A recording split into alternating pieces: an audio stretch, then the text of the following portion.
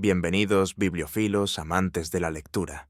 Hoy nos sumergimos en la acumulación del capital de Rosa Luxemburg, una obra que es como un café expreso para la mente, intenso, amargo y con un toque revolucionario.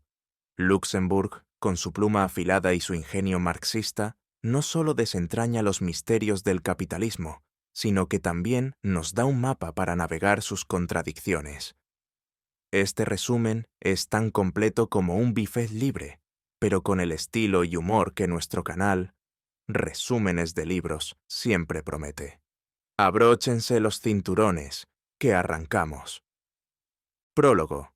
Rosa Luxemburg cuenta que este libro nace como continuidad de su introducción a la economía política. Su intención inicial era explicar de manera clara la teoría marxista de la economía, pero en el proceso se topó con una dificultad mayor: ¿cómo se mantiene y amplía el capitalismo a lo largo del tiempo? Al estudiar el volumen segundo de El Capital, descubrió que Marx dejó un problema sin resolver.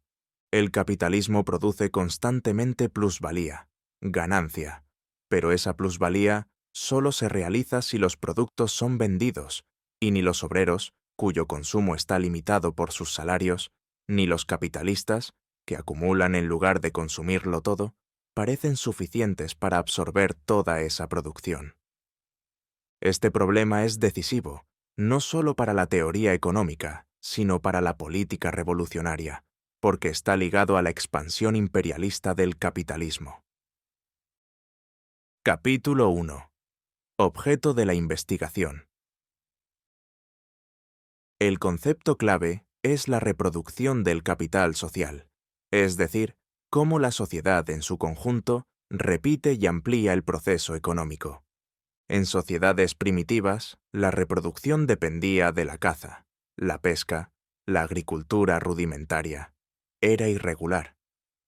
Con agricultura y ganadería se hizo más estable, pero seguía orientada al consumo directo. En el capitalismo todo gira en torno a la ganancia y la plusvalía. Características. Cada capitalista individual produce para el mercado, no para satisfacer necesidades. La producción depende de vender mercancías y recuperar el capital adelantado. Esto genera ciclos de auge y crisis, expansión y contracción en espiral. Para entender la lógica del sistema, hay que mirar la media del proceso, no los accidentes de cada crisis. Reproducción simple. El capital se repite igual. Reproducción ampliada. Parte de la plusvalía se reinvierte en más medios de producción, C, y más trabajadores, V, lo que genera expansión. Contradicción central. El capitalismo no produce para el consumo humano, sino para extraer plusvalía, y eso provoca desequilibrios estructurales. Capítulo 2. Los pioneros, Quesnay y Adam Smith. Rosa compara dos intentos previos de entender la reproducción. Quesnay, Tableau économique, 1758. Tres clases sociales. Productiva es igual a los agricultores, generan excedente. Estéril es igual a la industria y comercio, solo transforman. Propietarios son los terratenientes, reciben renta. Producto nacional igual a 5.000 millones. Circulación asegura consumo y reposición. Limitación considera productiva solo a la agricultura y no incorpora el capital fijo de la industria. Adam Smith, La riqueza de las naciones, 1776. Reconoce que industria y agricultura generan plusvalía. Diferencia entre capital fijo, máquinas y herramientas, y circulante, salarios y materias. Problema. Asegura que el valor de las mercancías es igual a salarios más beneficios más rentas, o sea, V más P. Omite el valor transferido de los medios de producción CE. Resultado. Parece que todo se consume como renta, dejando sin explicación cómo se reponen las máquinas, materias primas, etc. Sus sucesores, Ricardo, Say. Ricardo no corrige el error. Say lo agrava con su ley de los mercados. Toda oferta crea su propia demanda, negando la posibilidad de crisis y hasta la existencia de capital social. Capítulo 3. Crítica a Adam Smith. Luxemburg identifica 3 errores: confusión entre capital fijo y circulante y renta. Smith cree que los medios de subsistencia, circulante, son renta social, pero en realidad forman parte del capital en reproducción. Valor de las mercancías reducido a V más P. Olvida el papel del capital constante C. Cree que todo valor nuevo viene solo del trabajo vivo, ignorando que el trabajo también transfiere el valor del trabajo pasado contenido en máquinas y materias. Confusión entre capital y renta. Los salarios son capital variable para el capitalista, pero renta para el obrero. Smith mezcla planos y no distingue circulación de mercancías y circulación de capital. Marx soluciona: fórmula C más V más P es igual a todo producto, incluye valor antiguo transferido, C más valor nuevo, V más P. El error de Smith es típico de una visión burguesa. Solo ve la relación entre capitalistas y obreros, no la relación del trabajo con la naturaleza. Capítulo 4. Esquema de la reproducción simple en Marx. Marx organiza el producto social en 2 grandes sectores. 1. Igual medios de producción, C. 2 igual medios de consumo, V más P. Ejemplo de equilibrio. Sector 1. 4000 C plus 1000 UV plus 1000 P equals 6000. Sector 2. 2000 C plus 500 UVE plus 500 P equals 3000. Condiciones. El valor de la producción de I debe reponer todo el capital constante de 1 más 2. El valor de 2 debe cubrir salarios y consumo. V más P. Esto asegura que la sociedad pueda reproducirse igual cada año. El capital fijo, máquinas, solo entra en la medida en que se desgasta anualmente. Pero la reproducción simple es una ficción en el capitalismo. Siempre hay acumulación porque el progreso técnico obliga a expandir. Capítulo 5. Circulación del dinero. El dinero es el mediador de todos los intercambios. Ciclo: obreros reciben salarios en dinero. Compran en 2. Subsistencia. Capitalistas de 2 usan ese dinero para comprar en 1. Medios de producción. El dinero regresa a capitalistas de Primao. Ciclo cerrado. Para la plusvalía, P, capitalistas adelantan dinero para su consumo. Ese dinero refluye a ellos en las siguientes rondas. El oro, dinero metálico. Para Marx, producción de oro es parte de 1. Luxemburg lo critica. Debería verse como un sector independiente. 3. Ya que no produce medios de producción ni de consumo. La circulación del dinero mantiene el equilibrio, aunque en la práctica surjan crisis. Capítulo 6. Reproducción ampliada. Acumulación. Aquí entra lo característico del capitalismo, la ampliación constante. Parte de la plusvalía se transforma en nuevo capital, C más V. Por el progreso técnico, crece más rápido el capital constante que el variable. Ejemplo. Simple. 1 es 6000, 2 es 3000. Ampliada. 1 crece a 6000, 2 reduce a 3000, pero con otra composición interna, más C menos P consumida. Resultado. 1 produce excedente de medios de producción. 2 queda con déficit de medios de subsistencia. Se ajustan mutuamente. 1 acumula, 2 también debe acumular para absorber productos de 1. El proceso es en espiral. Cada año hay más producción, más plusvalía, más acumulación. Condiciones necesarias, obreros de reserva. Para ampliar, V. Más alimentos y bienes de consumo. Más medios de producción. Capítulo 7. Crítica al esquema de Marx en la ampliada. En el esquema, 1 inicia la acumulación, capitaliza parte de P. 2 queda en posición pasiva, adaptándose a lo que 1 le impone. Problema. El consumo de los capitalistas de 2 cae irregularmente. 1 acumula de manera ordenada y uniforme. 2 acumula y consume de forma oscilante, forzado por 1. Luxemburg concluye que el esquema funciona en una sociedad socialista planificada, pero no refleja bien el capitalismo real, donde el sector de consumo no puede ser simplemente pasivo. Capítulo 8. Intentos de Marx de resolver la dificultad. El punto débil del esquema. ¿Cómo se realiza la plusvalía que se reinvierte en acumulación? ¿Quién compra los productos extra? Marx ensaya varias salidas a atesoramiento, ahorro para reponer capital fijo. Consumo reducido de capitalistas de 1 libera dinero para inversión. Producción de oro como fuente de nuevo dinero. Luxemburg las critica. El atesoramiento no amplía, solo conserva. La reducción del consumo no genera nueva demanda. El oro es un recurso externo, casi un truco. Deus ex machina. Resultado. Marx no dejó resuelto en el tomo 2 cómo se realiza la plusvalía acumulada. Capítulo 9. El problema visto desde la circulación.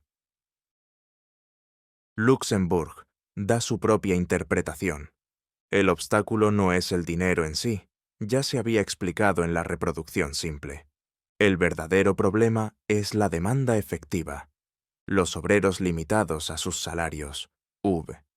Los capitalistas en acumulación restringen su consumo, P. Terceras personas, Estado, terratenientes, profesionales, viven de las mismas rentas, no crean demanda adicional.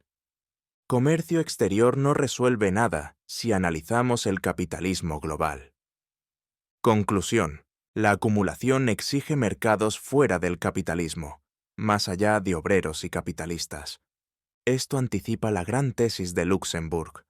El capitalismo necesita a sectores no capitalistas, colonias, economías precapitalistas, campesinos, artesanado, para realizar su plusvalía. Por eso el imperialismo no es un accidente, sino una necesidad histórica del sistema. Segunda parte. Exposición histórica del problema. Rosa Luxemburg hace un recorrido histórico de cómo distintos economistas discutieron la reproducción y acumulación del capital, desde principios del siglo XIX hasta finales del mismo en Rusia. La idea es mostrar cómo ninguno de ellos logró resolver el problema central. ¿Quién consume la producción ampliada del capitalismo? Es decir, ¿cómo se realiza la plusvalía cuando la producción excede el consumo de obreros y capitalistas? Primer asalto. Controversias entre Sismondi Malthus y Sir Ricardo McCulloch. Capítulo 10. La teoría sismondiana de la reproducción. Jean-Charles Léonard de Sismondi, 1815 a 1819, fue el primer crítico sistemático del capitalismo en crisis. Observa en Inglaterra fenómenos de superproducción, quiebras masivas y miseria obrera. Ejemplo, tejedores de Nottingham cobraban 4 a 6 chelines por 14 a 16 horas de trabajo. Idea central. La producción capitalista no tiene límites internos, pero el consumo sí, porque está restringido por la renta nacional, salarios y ganancias. Resultado, exceso de producción da crisis. Teoría de la renta. Riqueza es igual al producto del trabajo. Se distribuye en salarios, ganancia y renta de la tierra. Sin embargo, al separar al trabajador de los medios de producción, esa distribución se vuelve explotadora. Error. Sigue a Adam Smith en el llamado dogma smithiano. cree que todo el producto anual se reduce a salarios más ganancias, olvidando el capital constante, C, máquinas, materias primas. Conclusión. Para Sismondi, la acumulación es imposible, pues el sobrante siempre quedará sin vender. Propone limitar la acumulación para evitar crisis. Luxemburg lo considera pionero crítico, pero limitado teóricamente. Capítulo 11. McCulloch contra Sismondi. John Ramsay McCulloch, 1819, discípulo de Ricardo, escribe en Edinburgh Review contra Sismondi y Robert Owen. Afirma que no puede haber superproducción general, porque la oferta crea su propia demanda, principio que más tarde formalizará Say. Ejemplo: labradores producen más grano, fabricantes más telas, los intercambian proporcionalmente. Incluso si las máquinas duplican la producción, siempre habrá un equilibrio, porque se generan nuevos lujos. Sismondi responde, 1820. El capitalismo no funciona como trueque, sino con dinero. El plusproducto necesita compradores reales, no basta la proporción imaginaria. El sistema es anárquico, no planificado, por eso hay crisis. Moralmente, la plusvalía solo enriquece al capitalista y no al obrero. Luxemburg. McCulloch es apologista, mientras Sismondi percibe las contradicciones sociales. Capítulo 12. Ricardo contra Sismondi. David Ricardo al inicio defiende a las máquinas, aumentan producción y riqueza. Pero en la tercera edición de sus Principios, 1821, influido por Sismondi, admite que las máquinas reducen empleo y aumentan miseria. Sin embargo, insiste en que la producción crea el consumo. Mientras haya trueque proporcional, no habrá crisis. Sismondi le rebate: en el capitalismo real no existe armonía entre producción y consumo. Las máquinas generan desempleo y contradicciones. El capitalismo es un sistema histórico transitorio, como lo fue la esclavitud o el feudalismo. Luxemburg. Ricardo sigue rígido en su defensa burguesa. Sismondi muestra mayor visión histórica y dialéctica. Capítulo 13. Say contra Sismondi. Jean-Baptiste Say, 1824, retoma su famosa ley. Los productos se cambian por productos. Niega la posibilidad de superproducción. Cada mercancía genera automáticamente la demanda de otra. Afirma que más acumulación significa más prosperidad, más obreros y más consumo. Sismondi replica: las necesidades están limitadas por la renta, no por deseos infinitos. La producción desordenada genera exceso que no puede venderse. La miseria de los obreros es causa de crisis, no su escasez. Luxemburg dice: Say es un economista vulgar que encubre contradicciones. Sismondi es más realista. Capítulo 14. Malthus. Thomas Malthus coincide con Sismondi en negar el equilibrio automático, pero sus soluciones son reaccionarias. Propone que los parásitos, nobleza, clero, ejército, consuman la plusvalía sobrante. Acepta que puede haber superproducción general, pero en vez de buscar reforma, lo presenta como ley natural y divina. Sismondi defiende a los obreros y reformas sociales, Malthus a la nobleza. Marx acusa a Malthus de plagiar a Sismondi, de manera vulgar. Luxemburg dice Sismondi, crítico y progresivo. Malthus, apologista del orden feudal capitalista. Balance del primer asalto.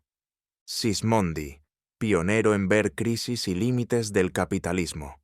Clásicos: Ricardo, Say, McCulloch. Defienden equilibrio perfecto, niegan crisis. Malthus. Acepta crisis, pero justifica al sistema con consumo improductivo. Luxemburg rescata a Sismondi como el primero en ver al capitalismo como sistema histórico contradictorio. Segundo asalto. Controversia entre Rodbertus y von Kirchmann. Rodbertus, 1842, supera a Sismondi al introducir el capital constante, C, en la reproducción. Propone el concepto de capital nacional, producto anual menos salarios. Lo que queda es plusvalía.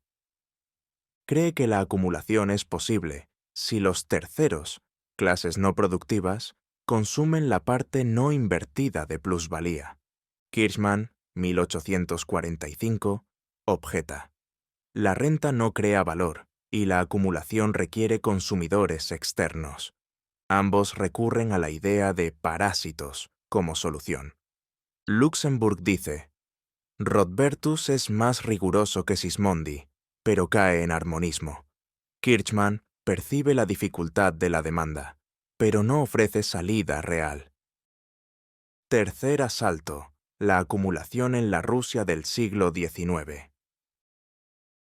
Capítulo 18. Contexto histórico. En Europa, madurez capitalista, crisis de 1870, fin del optimismo clásico. En Rusia, industrialización protegida por el Estado, crisis campesina, hambre y revueltas. Debate central: ¿Rusia debía seguir el camino capitalista occidental o preservar la comuna campesina, obshchina? Populistas rusos.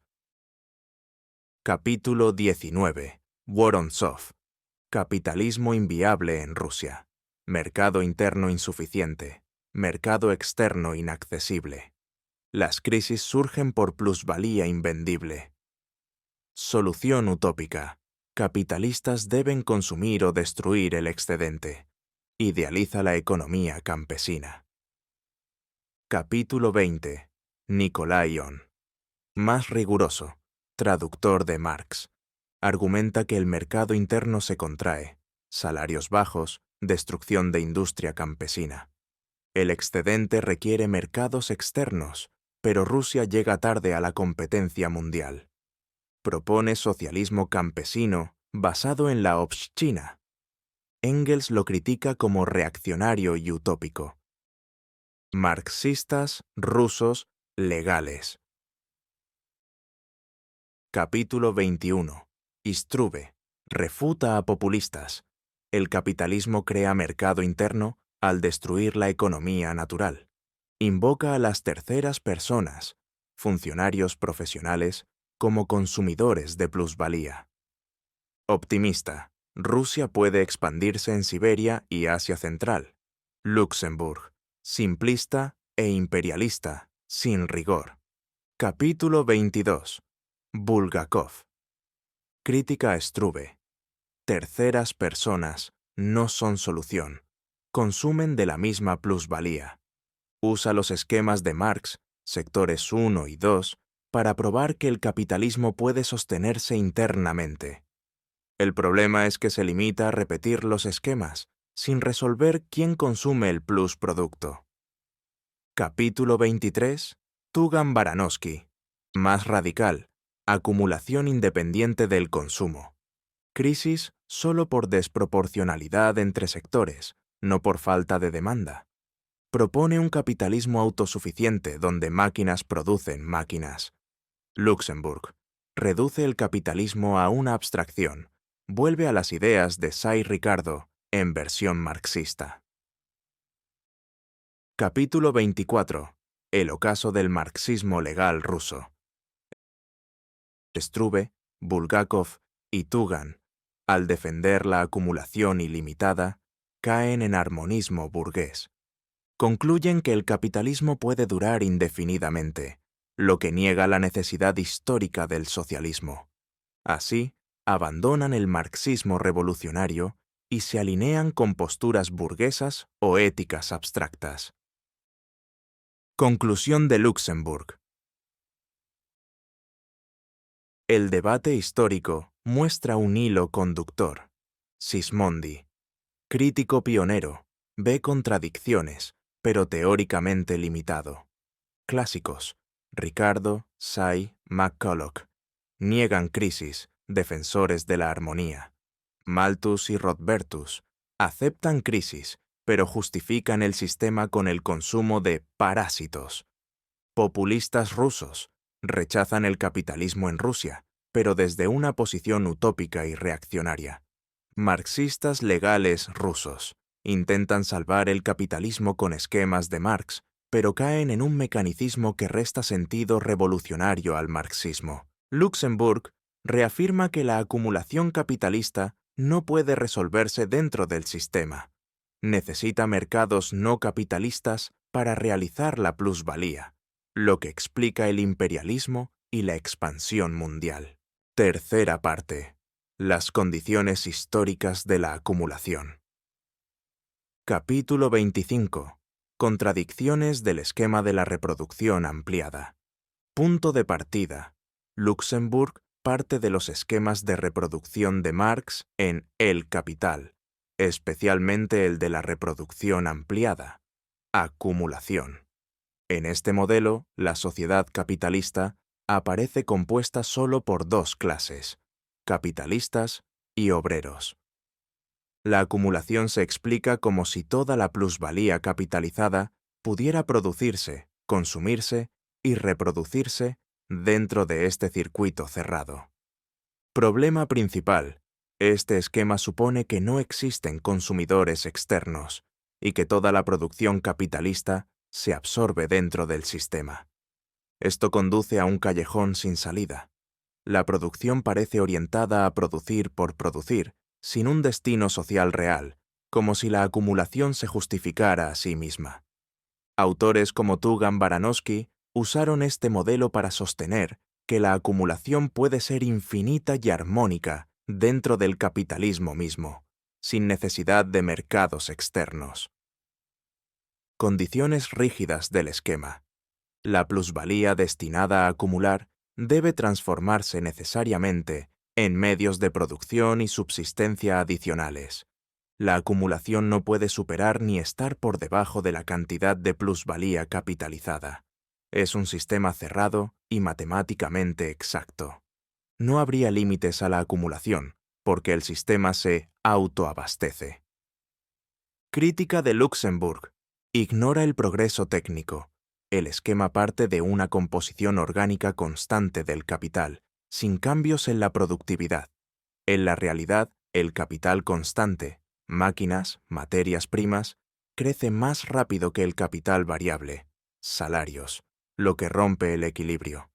No hay lugar para las crisis.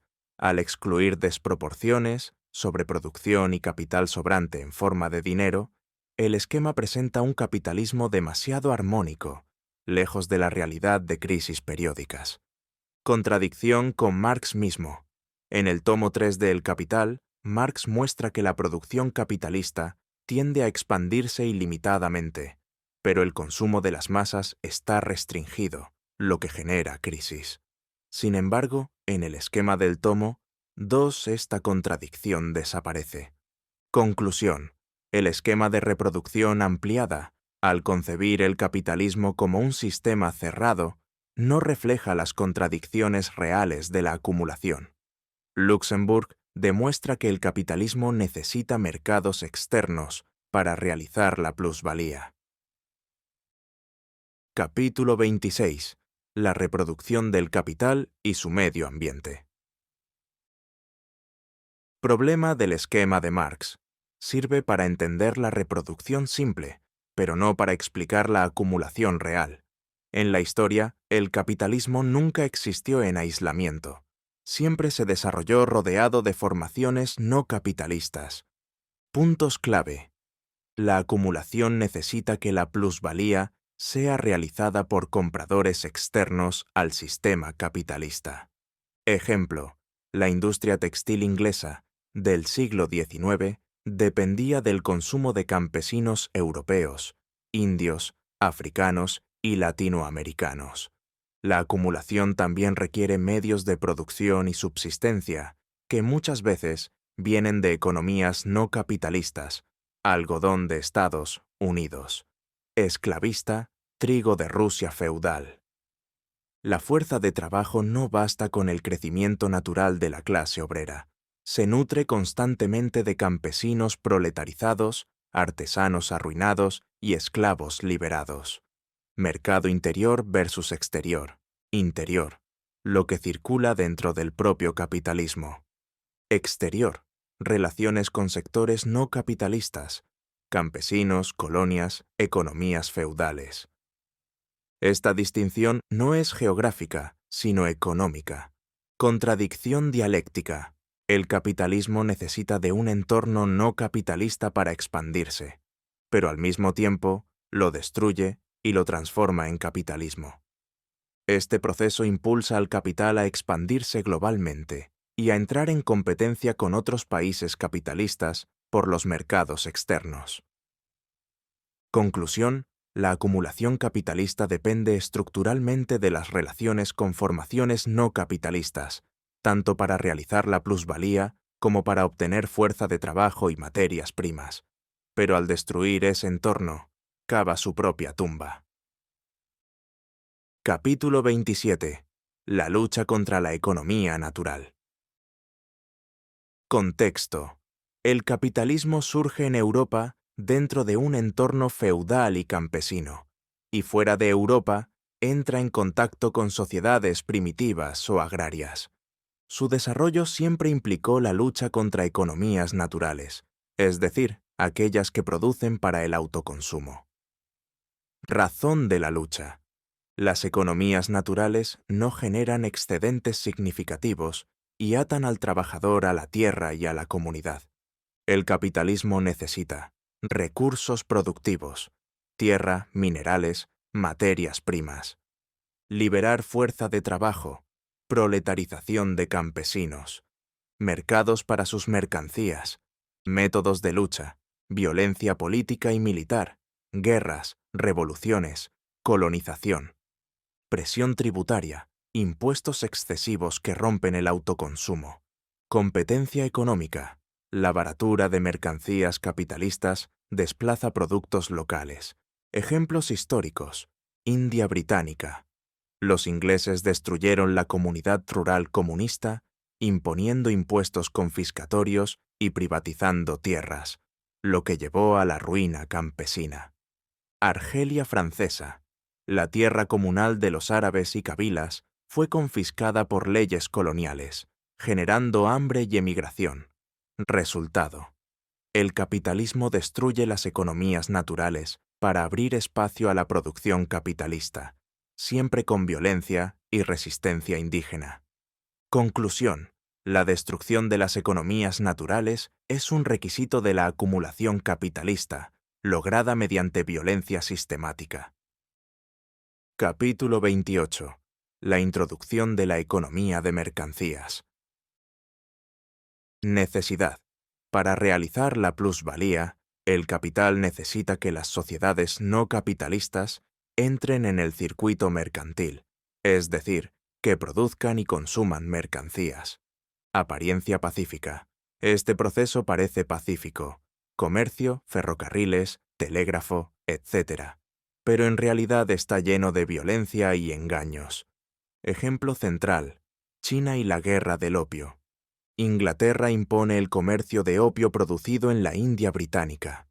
Cuando China prohíbe el opio, Inglaterra declara la guerra. 1839 a 1842. Resultado: apertura forzada de puertos, tratados desiguales, imposición de emisiones y adicciones masivas. La resistencia china, como la carta de la emperatriz viuda a la reina Victoria, denuncia la hipocresía europea. Hablar de civilización mientras destruyen la sociedad china. Conclusión: la economía de mercancías no se expande pacíficamente, sino mediante violencia, saqueo y corrupción, disfrazados de libre comercio. Capítulo 29. La lucha contra la economía campesina. Tema: la transición de la agricultura campesina y el artesanado hacia la agricultura capitalista moderna. Proceso: el campesino, que producía para autoconsumo, se ve obligado a integrarse en el mercado por impuestos, deudas, guerras, especulación de tierras. La introducción de maquinaria y gran explotación capitalista arruina al pequeño productor. Ejemplos: Estados Unidos tras la Guerra de Secesión, expansión de ferrocarriles y capitalismo agrícola. Grandes explotaciones desplazan a los granjeros que caen en la deuda o emigran. Sudáfrica, los Boers, campesinos holandeses, son desplazados por el capital inglés tras el descubrimiento de oro y diamantes. Los indígenas son proletarizados y despojados. Conclusión: el capitalismo destruye la economía campesina y artesanal para expandirse, pero este proceso muestra su límite histórico. Cuando todo es capitalismo, ya no hay margen para expandirse. Capítulo 30. Los empréstitos internacionales. Definición: son préstamos internacionales que permiten a los países capitalistas penetrar en economías atrasadas. Función: transforman ahorros de capas no capitalistas en capital productivo, ferrocarriles, infraestructuras, ejércitos. Contradicción: al mismo tiempo que ayudan a crear estados capitalistas independientes, los atan financieramente a las potencias. Ejemplos: Egipto, bajo Ismael Pachá, empréstitos europeos financiaron el canal de Suez y plantaciones de algodón. Los campesinos, felá, fueron explotados con trabajo forzado e impuestos. Resultado: bancarrota y ocupación inglesa, 1882.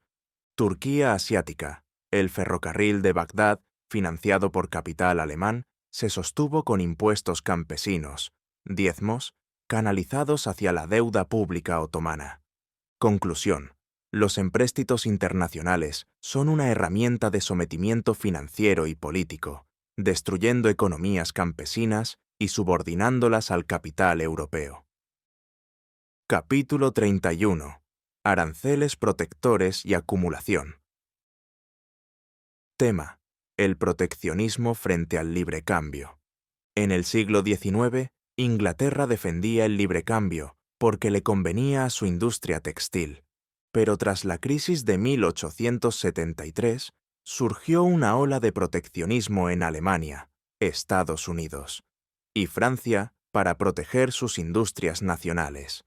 Impacto: el proteccionismo refleja la competencia capitalista por territorios no capitalistas y mercados externos. Se acompaña de la expansión colonial, Egipto, África, y del militarismo. Desmonta la ilusión de armonía de intereses entre naciones y clases promovida por los librecambistas. Conclusión: el proteccionismo y el imperialismo son herramientas del capital para monopolizar mercados y prolongar su acumulación. Capítulo 32. El militarismo como campo de la acumulación del capital. Doble papel del militarismo: expansivo, conquista colonias, destruye sociedades no capitalistas, abre mercados. Económico, crea un mercado artificial para la plusvalía al producir armamentos financiados por impuestos. Mecanismo económico. Los impuestos indirectos reducen el consumo obrero y campesino. Ese poder de compra se transfiere al Estado, que compra armas.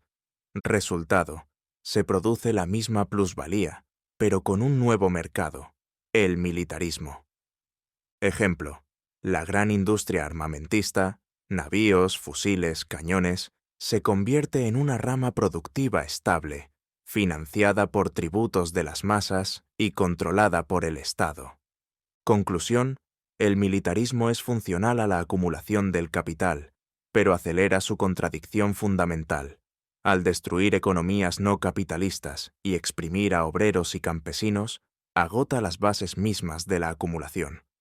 Luxemburg lo presenta como una manifestación del límite histórico del capitalismo. En conjunto, Luxemburg demuestra que la acumulación capitalista no puede entenderse como un circuito cerrado de capitalistas y obreros. El capitalismo depende de un entorno no capitalista para expandirse. Al destruir ese entorno, campesinado, colonias, economías naturales, cava su propia tumba. El imperialismo, los empréstitos, el proteccionismo y el militarismo Son mecanismos que prolongan la vida del capitalismo, pero al mismo tiempo muestran su carácter histórico transitorio. Conclusión general del libro. Rosa Luxemburg, en La acumulación del capital, emprende una tarea ambiciosa: resolver una de las cuestiones más difíciles de la teoría marxista: cómo y dónde se realiza la plusvalía en un sistema que, por definición, produce más de lo que puede consumir internamente. Su análisis comienza criticando los esquemas de reproducción de Marx, que, si bien son útiles para comprender el funcionamiento interno del capitalismo, son insuficientes para explicar la acumulación real. Según Luxemburg, dichos esquemas dejan de lado un elemento fundamental: la necesidad de mercados externos. De aquí se desprende la tesis central del libro. El capitalismo, para acumular y expandirse, necesita un entorno no capitalista que absorba su plusproducto, le proporcione materias primas, fuerza de trabajo y espacios de inversión. Este entorno está compuesto por campesinos, artesanos, sociedades coloniales y estados atrasados. Sin embargo, la expansión del capitalismo implica necesariamente la destrucción de esas formaciones sociales, a través de métodos que combinan la violencia, la guerra, el endeudamiento, la colonización, el proteccionismo y el militarismo. El capitalismo, en su desarrollo histórico, se alimenta de lo no capitalista, pero al mismo tiempo lo aniquila, cerrándose cada vez más sobre sí mismo. Esta contradicción dialéctica es, para Luxemburg, el límite histórico del capitalismo. Mientras existan sociedades y economías externas, el capital podrá expandirse, pero una vez conquistado y absorbido todo el planeta, la acumulación se vuelve imposible y el sistema entra en crisis terminal. El imperialismo, entonces, no es un accidente o una política de expansión voluntaria, sino la fase inevitable del capitalismo en su etapa de madurez. Es la expresión de su necesidad de nuevos mercados y, al mismo tiempo, la evidencia de que sus días están contados. En última instancia, Luxemburg reafirma el planteo de Marx: el capitalismo no es eterno, sino un sistema histórico con un principio, un desarrollo y un final. El final se vislumbra cuando la acumulación ya no encuentra terrenos externos para expandirse. En ese punto, la humanidad se enfrenta a la alternativa radical que Luxemburg resumió en otra de sus célebres frases: socialismo o barbarie. La acumulación del capital no es solo un análisis económico, es también un llamado político. Luxemburg muestra que el capitalismo, por su misma lógica, conduce a la explotación mundial, la destrucción de comunidades enteras y la guerra permanente. Cada ferrocarril colonial, cada empréstito internacional, cada arancel proteccionista o cada fábrica de armamentos son expresiones de una dinámica que pone al mundo en tensión constante. Su obra termina con una advertencia y una esperanza: el capitalismo, al devorar lo no capitalista, acelera su propia crisis.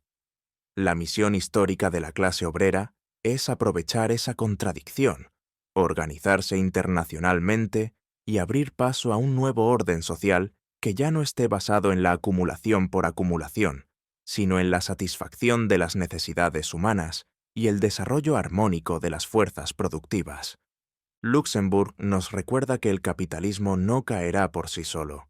Su derrumbe será obra consciente de quienes decidan superar un sistema que ha llegado a su límite histórico. El futuro, nos dice, no es la expansión infinita del capital, sino la elección entre continuar en el camino de la explotación y la guerra, o avanzar hacia el socialismo como proyecto de emancipación humana. Si te gustó este resumen y quieres seguir aprendiendo con más libros transformados en ideas claras y directas, suscríbete al canal de resúmenes de libros. Cada semana encontrarás nuevas lecturas explicadas para que nunca dejes de crecer en conocimiento y reflexión. Nos vemos en el próximo resumen, camaradas. ¿Listos para seguir revolucionando las ideas?